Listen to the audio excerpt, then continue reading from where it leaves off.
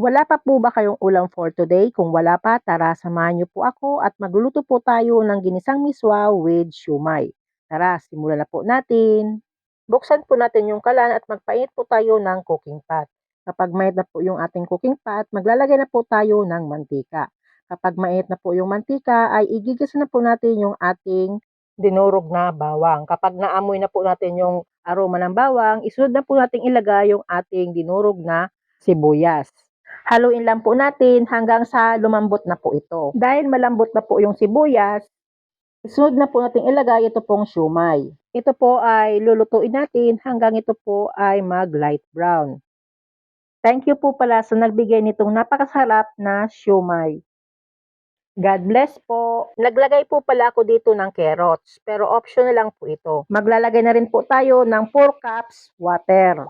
Ito po ay tatakpan muna po natin hanggang ito po ay kumulo.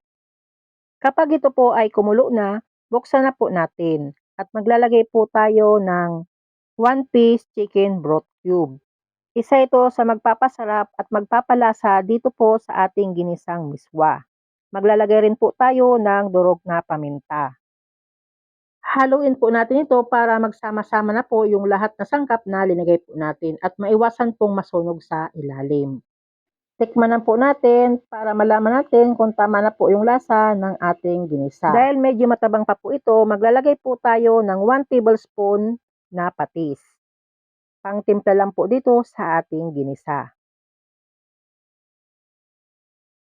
Dahil luto na po yung siomai at kulong-kulo na po ito, kaya ilalagay na po natin yung 60 grams na miswa.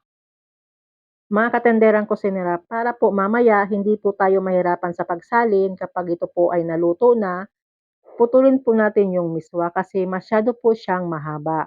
Wow, ang bango! Nakakaramdam na tuloy ako ng gutom. Parang ang sarap ng humigop ng mainit na sabaw. Dahil luto na po ito, kaya turn off na po natin yung apoy. At isalin na po natin sa isang lalagyan.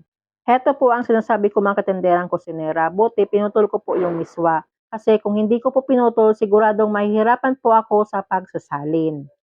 At heto na po ang ating ginisang miswa with siomai. Thank you for watching. Don't forget to like, share, and subscribe. Tenderang Kusinera. Bye-bye!